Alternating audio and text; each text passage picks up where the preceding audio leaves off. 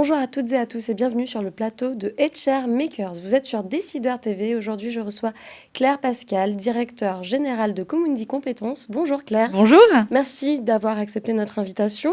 Donc, Comundi Compétences est un organisme de formation qui se veut le partenaire compétences de ses clients. Aujourd'hui, on parle formation, évidemment. Quels en sont les enjeux pour 2023 ? Alors, effectivement, les enjeux pour 2023 sont importants. On parle aujourd'hui plus globalement de développement de compétences que de formation. Ce développement de compétences, il doit accompagner les salariés, les actifs, les demandeurs d'emploi et les entreprises, qu'elles soient publiques ou privées, à mettre en place et à organiser les mutations auxquelles elles doivent faire face, mutations écologiques, mutations numériques, obsolescence des compétences métiers. Donc, il y a un enjeu majeur d'accompagner la mutation de l'économie et c'est le développement des compétences et la formation qui vont accompagner ces mutations. C'est un point pour les entreprises aussi très important d'attractivité et de fidélisation de leurs salariés. Et pour chaque actif, c'est un élément de liberté, de choix pour construire un parcours professionnel qui soit voulu. Et donc la formation, le développement des compétences, c'est un outil d'agilité, c'est un outil de choix et c'est un outil de performance qui aujourd'hui est au cœur de la compétitivité des entreprises et des parcours professionnels de chaque actif. Très bien. Donc, effectivement, au cœur de la stratégie d'entreprise, c'est un pilier de la stratégie aujourd'hui. Quelle est l'importance du plan de formation à travers cette évolution ? Alors, depuis 2018, on parle plus également de plan de développement de compétences qui ouvre en fait les formats et les possibilités pour l'entreprise de manière beaucoup plus large.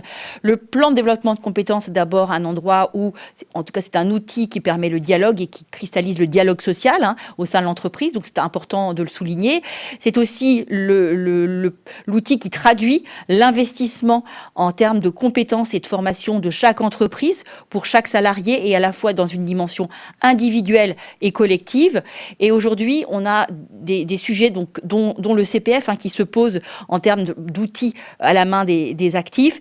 Et on peut considérer que l'entreprise doit pouvoir abonder le CPF de chaque salarié de sorte qu'on ne met pas dos à dos l'entreprise et son salarié, mais plutôt on cherche à construire des parcours communs, des projets communs qui maillent à la fois l'employabilité du salarié et la compétitivité de l'entreprise. Et c'est un débat, est un sujet qui a d'autant plus d'intérêt qu'on parle aujourd'hui de mettre un reste à charge sur le CPF. Et donc, les abondements d'entreprise seront des éléments clés pour pouvoir maintenir la dynamique de cet outil, de liberté de formation pour choisir son avenir professionnel qui a été mis en place et qui n'a plus à faire la démonstration de son utilité sociale.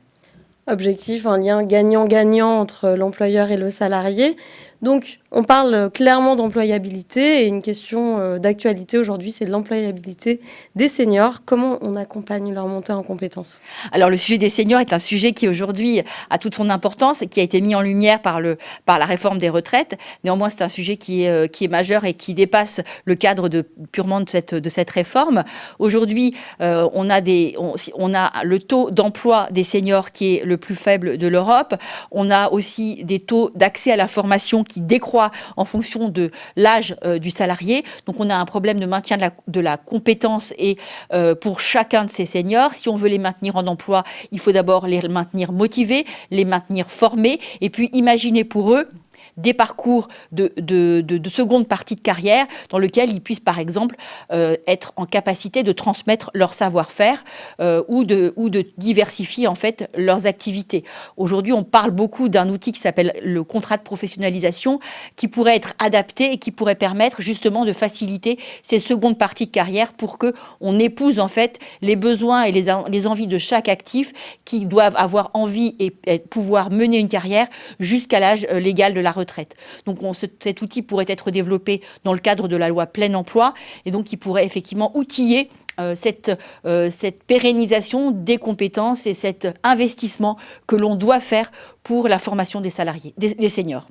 C'est très clair, un grand merci en tout cas. Merci également à vous de nous avoir suivis. On se retrouve très bientôt pour un nouveau numéro de HR Makers.